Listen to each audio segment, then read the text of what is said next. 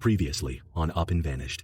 On the forum for Tara Grinstead, on May 11th, 2008, someone posted Jim Hickey, software salesman from Atlanta, who took Tara to dinner in early October 2005. Did he visit Tara the Friday before she disappeared? Who is Jim Hickey? There's somebody down there that's got a lot more information than I've got. Whether they're willing to talk about it or not, it's a whole other issue. Small towns have a way of covering shit up. You have to take these emails cumulative. A lot of people who have problems transfer the issues they had as a child into adulthood. It's the fear of rejection, the fear of abandonment. The attachment to him was more than just an attachment of a relationship. Marcus plays some of the role in her behavior toward him too. There's no doubt about that. Tara's sister said the glove was blue, not white. I don't trust that glove. That glove don't mean shit to me. It could be changed now. It was a blue latex glove, and I'm not even sure that the one they have now is blue. The Nancy Grace Show aired a series of live interviews. Nancy interviewed Tara's neighbor, Joe Portier. During the interview, Joe revealed a very crucial piece of information. I walked back to the front porch talking to the chief of police on my cell phone, and that's when I spied the latex glove. It was actually before the police got there. Since the first time I met with Dr. Godwin about this case, he's told me about this mysterious black truck. It was like a Ford Ranger, and it had deep chrome wheels in it. I was headed to Moshe's house, a friend of mine. Do you know if, Moshe saw the person? Yeah, so he could describe it for you. They scared to talk about it. It was the last time we were cooperating, but he tested hot for marijuana, and they sent him to jail. Heath Dykes drove a black truck. Yep, like a 90s black truck. When I first started digging around in this case, back before I even released the first episode of the podcast, Marie started getting weird messages on Facebook from a fake account. And the creepy thing was, the messages were about me. The name on this fake Facebook profile was George Harrison. Someone was watching me very closely. The thing that concerns me is this might be somebody that has some information. As far as you know, you don't have any knowledge of who this is. Zero knowledge. 10 years ago today marked the last time anybody reported seeing or talking to Tara Grinstead. Officially, police are calling this a missing persons case. $80,000 reward is being offered. Where is Tara Grinstead? From Tenderfoot TV in Atlanta, this is Up and Vanished, the investigation of Tara Grinstead. I'm your host, Payne Lindsay.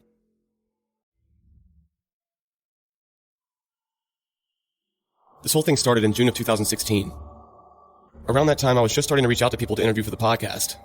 And Maurice and I had only been talking for a few months at that point. Up and Vanished was still just an idea. That's it. I was out to dinner one night with my fiancé in early June. And I got a missed call and voicemail from Dr. Godwin. Payne, Dr. Godwin here at 8:30. You need to touch base with me if you can. We exchange this information. I'll talk to you later. Bye-bye. For the first time, Maurice seemed to have a serious tone with me. Whatever it was, it sounded urgent. I was about a 15-minute drive to my apartment from the restaurant, and I decided to wait till I got home to call him back. But before I could get there, Maurice called again. I'm talking about the new message that's on Tara's site. There's a Facebook page called What Happened to Tara Grinstead, and it's full of supporters seeking justice in this case. Like any Facebook page, visitors can make a post on the wall. Maurice was talking about the most recent post, from a man named George Harrison. It's the first post up there. You don't see it with 3 comments. I couldn't see it. Well, he's blocked you too then. He blocked 3 or 4 of my friends. A friend of mine just posted on there a while ago, and he blocked her. I tried logging into Facebook with my fiance's account and went back to the same page. This time I could see George Harrison's post. It said, "Has anyone heard about the new Tara Grinstead documentary called Up and Vanished?" You read what he said. Now, how did that person know? I mean, that statement that you read. He was right. How did George Harrison know the name Up and Vanished? Because at that point, I hadn't told anybody. Nobody even knew about this yet. Well, it's advertisement. For who? You. But that doesn't make any sense. Maurice thought that George Harrison was one of my friends trying to promote the documentary, but I assured him that was not the case. But he didn't really believe me. I mean, how else did they know the name Up and Vanished? I didn't have an answer for that. Somehow that name got out there, but I have no clue how. I did my best to convince Maurice I had nothing to do with this. We started looking into George Harrison's profile a little deeper. His Facebook friends were hidden on his profile, so if he had any, we couldn't see them. His profile picture was a low-quality black and white photo of 5 Hispanic girls who looked like sisters. It was becoming clearer that George Harrison probably wasn't a real person. It's a fake Facebook account. That profile picture was one taken like from a Spanish site. He changed his profile picture too. He's put that one with the headset. He's put that up as a profile picture. Shortly after we started digging around, he changed his profile picture to a white guy with brown hair and a beard who looked to be maybe in his late 20s. Somebody has said something to him about the picture being from a Spanish website or something, so he's changed it to one that you can't find. I searched for all those pictures in there, even highlighting just the facial area, and there's absolutely no matches anywhere on Google anywhere. We tried every single reverse image search tool on the internet. There wasn't a single match for George Harrison's new profile picture. His profile now said he was from Seattle, Washington, but that he lives in Blackshear, Georgia, which is about an hour and a half southeast of Ocilla. As far as you know, you don't have any knowledge of who this is. Zero knowledge. With no luck on George Harrison's real identity, I told Maurice that he should message him. So he did. Maurice sent George Harrison a message that said, "I've been working on the Tara Grinstead case for her family for 10 years. Do you have information on the case?" A few minutes later, George Harrison responded and said, "Who the hell are you?" He replied saying, "My name is Dr. Maurice Godwin. My name has been associated with this case since the beginning." 2 hours later, George Harrison replied back. He said, "The project of Payne Lindsay will be a success. I will make sure of that." Maurice said, "Depends on getting the correct information, and right now that's pretty hard to do in a 10-year-old case." George Harrison replied, "Payne Lindsay will solve this case." The thing that concerns me is this might be somebody that has some information. Why do they have to hide their identity? I don't understand why they just don't come out and say who they are. It's nothing but chaos. It doesn't move the case forward. It's just nothing but negative, negative, negative. I mean, it's just weird what they wrote. This guy is posting about my documentary using my name and my documentary's name, but he also blocked me, so I couldn't see if he's even doing that on Facebook. Technically, without you telling me, I wouldn't even know. Well, I don't know. I don't know. There's something nefarious going on. Why somebody has to hide their identity? They don't have the guts. I mean, if I was so enthralled about something, I'd just post it about that, wouldn't you? And see, I've been told by a number of people that I needed to get it off my shoulder so nobody won't say that nothing was done. See, somebody could accuse me saying you knew this all along, you didn't do anything. I mean, there's only a couple reasons why someone would do this. One, this person's just crazy obsessed with the case, and he's just getting some sort of enjoyment out of posting about this just to stir some stuff up. That's definitely possible. Or two, if he knows something, and maybe he plans on giving me some sort of information at some point. If he's going to give you something, you need it as soon as possible, right? You know, it sounds like he's got something, information to provide to help solve it. He made a statement to me that he's going to make sure we'll solve this case. It's weird, man. A few days later, George Harrison made another post. It said, "This podcast will help move the case forward." Who the hell was George Harrison? Why was he doing this?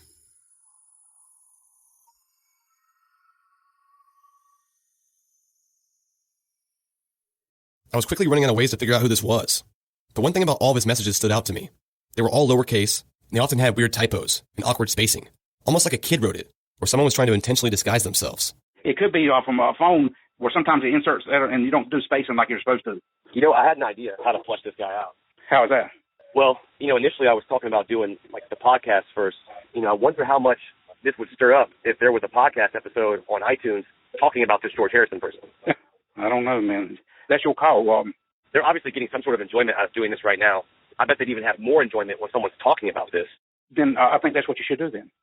So that's what I'm doing now. Calling him out on a podcast. It's no longer a big secret. Now we all know about George Harrison. This person would log on to Facebook for a few hours every day at random times. And when he logged off, he would deactivate the Facebook account. So the messages and posts would just disappear. This went on for several weeks, all before I released or announced the podcast. George Harrison's friends were hidden on Facebook so we couldn't see them. But Maurice had an idea. He spent several days going through every single person in Tara's case he could think of and checking their Facebook friends to see if George Harrison was in there. And believe it or not, George Harrison was friends with somebody in this case. His name was Troy Davis. He's the guy who had the barbecue that night Tara disappeared. The barbecue was at his house. Troy Davis was also the school superintendent of Irwin County where Tara was a teacher. The barbecue at his house that night was the last known place that Tara was seen alive. He showed up on Troy's Facebook. I think you might be onto something. I sure do. So Maurice messaged Troy about this and asked him why he was friends with George Harrison on Facebook and if he knew who he was. Troy responded and said that he got a message from him too, and that maybe he just accepted his friend request by accident. Maurice asked Troy to send him a screenshot of the message, and he did. The message Troy got from George Harrison said this: "Tara Grinstead was a great teacher, and you were a great superintendent in Irwin County." He sent the message twice. At this point in time, nobody else knew of my relationship with Dr. Godwin, because I hadn't told anybody. So I told Maurice to send George Harrison a message, and act like he didn't know who I was. Maurice messaged him and said, "I don't know of Payne Lindsay." Then George Harrison replied right back and said, "Troy and Payne Lindsay knows who I am." This whole George Harrison thing was only getting weirder. At first I was leaning towards the idea that this was just some crazy person that somehow found out about my documentary, and this was all a big joke. But that was seeming less and less likely. But would a killer really do this? Risk getting caught after 11 years by sending a Facebook message to a guy doing a documentary on Tara? Why would they be so stupid? After doing some research, I found that sometimes, surely not most of the time, but sometimes, Killers purposely inject themselves into an investigation by overly cooperating with the police or even talking to reporters. One example of this I found is a case from Macon, Georgia, back in 2011.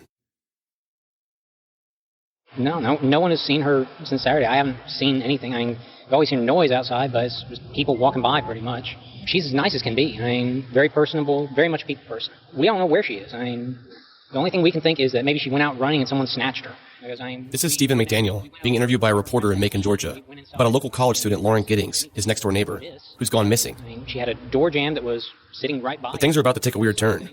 Little does he know, the police just discovered Lauren's body. He's about to find out on live television. We just don't know where she is. What about in the parking lot area? I know they've been doing a lot of. I think that's where they had recovered the body or whatever they recovered from there. Body? Had you heard it? The word body echoes through his head, and he freezes up on camera like a deer in headlights. I mean, we don't know if this is the same person. Are you okay, sir? I think I need to sit down. Okay. The Macon police saw this same video, and within a few hours, he was in custody. Why'd you do it, Stephen? You hurt that girl. Yes, you did, Stephen. How long are we going to continue to do this? Eventually, Stephen McDaniel pled guilty to the murder of Lauren Giddings, and is currently serving life in prison. This idea that killers stay close to an investigation, with no fear of looking suspicious or getting caught, is completely fascinating, and it's also kind of alarming. I wanted to learn more about the psychology behind this. How do killers act before they get caught, when they're just walking among us? Well, I'm Dr. Schlesinger. I'm a professor of forensic psychology at John Jay College of Criminal Justice, and I have also been a practicing forensic psychologist for 41 years. The first thing you have to establish is that all murder is not alike. There's different motivations, there's different clinical pictures, there's different courses, and there's different outcomes. So, for example, some murder is a direct result of a psychosis. God tells you to kill, and you kill. That's very, very easy to understand. Some murder is sexually motivated. Most murder is a result of situational, stressful factors. In fact, the prototype of the most common murder is found in the Bible, in the Cain-Abel murder case. If you look at the Cain-Abel murder case in detail, you'll learn about 60 to 70% of everything you need to know about murder. Cain killed his brother Abel. There's a close relationship between offender and victim. He killed him because of jealousy. God liked Abel's offering better than he liked Cain's offering. It was a direct violent assault. He rose up and slew him.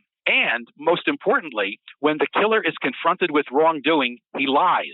God asked Cain, "Where is your brother Abel?" And he lied to God. He said, "I know not. I'm not my brother's keeper." That's the prototype of the vast majority of murders. And those individuals who kill a loved one, a domestic homicide, an argument, that type of thing, they're apprehended fairly quickly. The mentally disordered offenders, the psychotic people, the ones, that type of thing, they don't follow the investigation. They live in their own world. But somebody who's more intact, more intelligent, very often does follow the progress of the investigation. Sometimes they inject themselves into the investigation, which often leads to their apprehension. And other times they do things like make themselves a victim, which brings themselves to the attention of law enforcement. Many times an individual thinks that they can control the investigation. They think they're smarter than law enforcement. And in their mind, they're thinking, well, if he really did it, why would he come to law enforcement? Why would he give an interview? It obviously shows his guilt. And nothing could be further from the truth. To give you an example or an analogy, it's like a third-party discovery of a body. An individual kills his child in an emotional state, shaken baby or whatever, and they arrange a neighbor to find the body. Look in the basement, behind the oil burner, a little further back. Oh, it's there. And they think that if it's a third party who discovered it, it distances themselves somehow from the murder. Nothing could be further from the truth. So many of these individuals follow the investigation because they want to know what the police know to satisfy their own anxiety, and many of them think that they're smarter than law enforcement. They can control the investigation by getting close to it. I had a case in New Jersey. This guy killed, in New Jersey, 2 women. He killed another person while he was in prison in Florida. But because the women were killed and they were abducted from malls and they were young people and so on, there was a tremendous amount of media attention at that time. What this guy did was he self-inflicted a wound, went to the police station, and he said that he was attacked by the offender that everybody's looking for. Trying to get into the police station to talk to them to find out what they knew, he obviously became an immediate suspect, and he was linked, not by what he said, but by hair and fiber and tire tracks and so on. So those things do happen, and the police are very, very aware of that. The famous case is Dennis Rader, the BTK killer. The case was cold for 30 years. What happened is a citizen in Kansas wrote a book on the BTK killer, and that triggered Dennis Rader's narcissism because he wasn't getting the credit for this. He then started communicating with the police, which almost always leads to the individual getting apprehended. He was not apprehended for 30 years, and he was highly intelligent, a college graduate, majored in criminal justice. The case went cold for 30 years. He got involved in this again by contacting the police, and he was arrested. Now he's in prison. As a general proposition, most victims who get killed know the offender. That's just what the vast majority of murders are. They're people closely connected with someone. There's a lot of emotionality in the connection between offender and victim. Most people don't kill the toll collector on the turnpike. I mean, there's no emotion there. Now, with your particular case, the Georgia case, she was a very super attractive beauty queen, and it would not surprise me at all if somebody was, obsessed with her in some sort of way. And, the murder may have occurred spontaneously, or it could have been planned. It's just very difficult to know from a distance what that is. I mean, could she have been abducted by a total stranger? Yes, but statistically, it's a rare event. Probably the police interviewed this individual, perhaps multiple times, but they just didn't have enough to go on it. They didn't get anywhere with the individual. But one other important point I think needs to be made here. Very often the media creates an image of somebody who's eluded apprehension, like your guy, for example, as an evil genius, an expert, in deception, a master of disguise, a high intelligence. Nothing could be further from the truth. If you have a complicated explanation or a simple explanation, it's always the simple explanation. I was involved in a case down in Baton Rouge, Louisiana. This is about 15 years ago. He killed who knows how many people, maybe 40 or something. But it seems that he entered the house without breaking into it because there was no evidence of any forced entry. And either the woman was abducted or the woman was left there and killed, but there was no broken window or broken door and this sort of thing. And so the theories that developed out of that was he was a master of disguise. He was disguising himself as a police officer. You know what it turned out to be? He said that he went up to a door, and he knocked on the door and said, "My car broke down. Can I use your phone?" If the woman said, "No, it's out of order," he just left. If the woman said, "Okay," he just came in, dialed his own number. After about 10 minutes, you can determine if there's a male at home that poses a threat. There's no male, then you just kill the person. He wasn't any genius at all. He did something very, very simple. In your case, it's probably a simple explanation for this.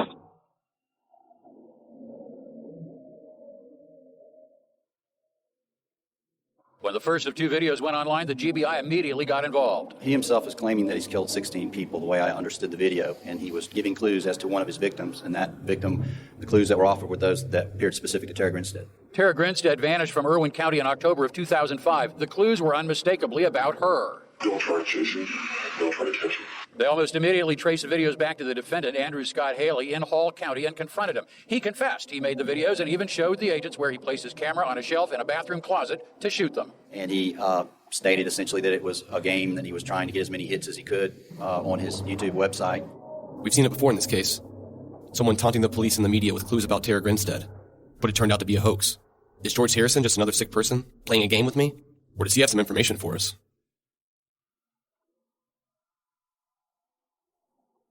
Months later, after I started this podcast, I got a call from a private investigator in Georgia. He asked that I not use his name, but he said he had something to tell me. All right, first of all, about a year ago, someone came to our office who was one of Tara Grinstead's students. He's just like, I've always wondered what happened, and, the things that I hear in town are different than what the law enforcement's coming up with. It's like he was smart, but he was smart about the case. He didn't seem like the brightest guy, but he was smart. He knew. He's always been thinking about it for the last 10 years, so he knew what to say when he came to see us. This guy had all kinds of theories about what happened, but he just didn't know. And that's why he was coming to us. All this happened about a year ago. I don't know the exact date when this guy came in, but I want to say it was a year ago. This kid sounded sketchy to me. We agreed to meet up in person to discuss it further, after my wedding, which was the following weekend. All right, man, Payne, good luck to you this weekend, man. Have a great wedding, and we'll see you on Tuesday. Before Tuesday came around, he tried reaching out to the kid again, and things got pretty interesting, so he called me with some updates. We had the original number on the intake form that he filled out. We called that number, didn't work. We did a search on him, had another number on him, didn't work. We called his mother, numbers didn't work. So I told Robin, I said, hey, look, none of these numbers are working. Like he's been hiding for some reason. And all of a sudden, she sends me some numbers. She's like, I just talked to him, call him at this number. I'm like, oh, okay. So he finally found a new number for this kid, and he called him. The kid answered, and he agreed to meet him in person again on Tuesday, the same day I was going to be there. Well, at first he said, hey, I'm definitely coming. He said, I'll be there. So it was after a good 5-minute conversation, kind of explaining, what you're doing. And at the end of the conversation, he's like, well, yeah, I know who he is. I've seen some of his stuff, and I know he's communicating with this private investigator in North Carolina. I was like, look, I said, he's just getting information from that PI. I was like, well, that's what we do, And he's like, okay. So, well, okay, I'll be there. I'll go ahead and be there. And so we hung up at that point. And then he started sending me text messages saying, hey, I'd like to talk to him, meaning you. This is what he says. Is there any way I can talk to him, like today? And I said, I'll ask. Just FYI, I got married yesterday. I don't know. I don't want to plug in too much today. And he said, okay, thanks. Do you think he may be up to something? Or I had this gut feeling that this kid was George Harrison. So I told him the whole story to see what he thought. Long story short, like months ago, before I even announced the podcast, actually, this person made a fake Facebook account. Somebody did. And he said, has anybody heard about the new series called Up and Vanished? This person, whoever it is, kept saying, Payne Lindsay will solve this case. Payne Lindsay's going to solve this case. The first profile picture was like of these like Spanish girls. But one more thing that was odd though about all the messages he sent, they were all like sloppily written. They were all always lowercase, sometimes 2 spaces in between a word. Really?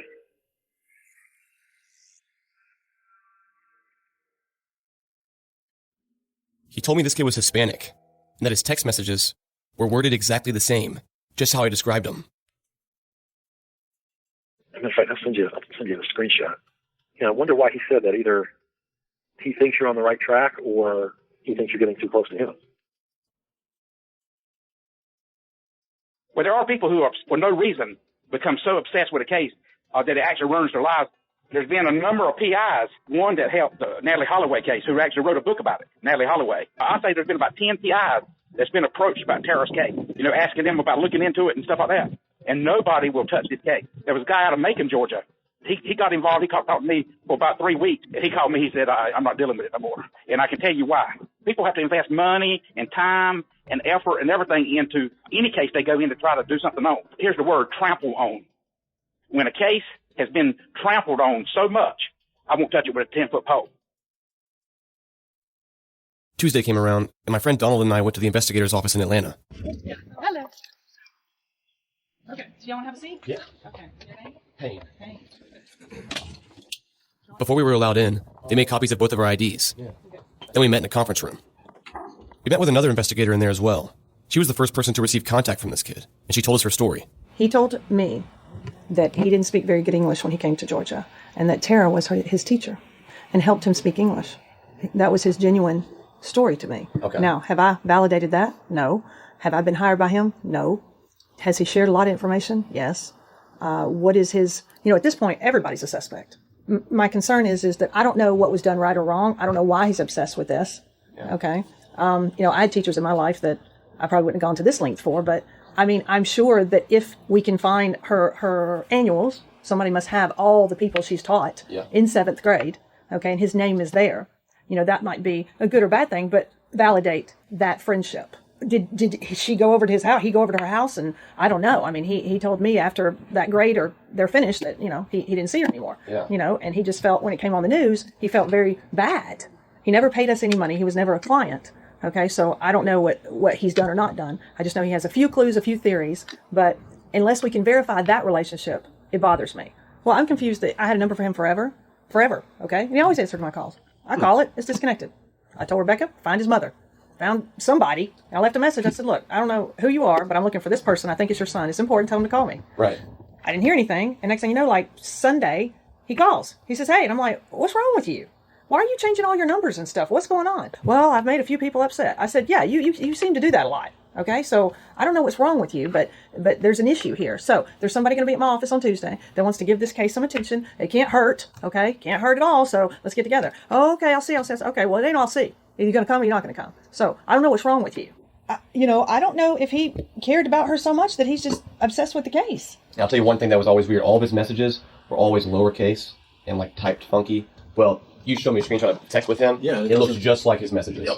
If you can speak English, you can't necessarily write or type it out as well. And I know this because my gardener, he always tells me call me. If I do text him, he never replies. He always just calls back. And he just said he just does better speaking directly. So that definitely goes to your theory. Yeah. Who knows? It's weird. I find it. I wasn't really too concerned about him until he just didn't not to show up. Now that bugs me. Because what does he got to hide? The whole phone number thing. Just trying to call him. Well, actually, I don't know if we should call him because we want to be able to. I call him. The kid had agreed to meet with the private investigator that day, but it didn't look like he was coming. Needless to say, I didn't have any patience left. So they gave me his number, and I called him myself in front of everybody. Verizon Wireless, the number you dialed has been changed, disconnected, or is no longer in service. There he goes again. Disconnected number. I have been uncomfortably tight-lipped about this because I've been investigating it. I've never once mentioned it. Mm-hmm. He doesn't know that I know he exists. He has no reason to think that. Okay, what's this guy's name? Let's run him. You got his information? Yep. Okay, I'm glad he gave us the license. Just like they took my ID when I came in, the last time the kid was here, they took his ID too. She left the room for a second to go print it out. Was I about to learn the real identity of George Harrison? There's our guy. Who the hell is that? Thanks for listening to episode 11. After episode 12 in 2 weeks, we're going to take a short 3-week break. and come back with episode 13 on February 27th. But don't worry, I'll be releasing some awesome bonus content every Monday before February 27th. Stay tuned this Thursday for another Q&A episode, answering your questions from the voicemail line. Next Monday for Case Evidence, and the following Monday for episode 12. Thanks for listening, guys. See you soon.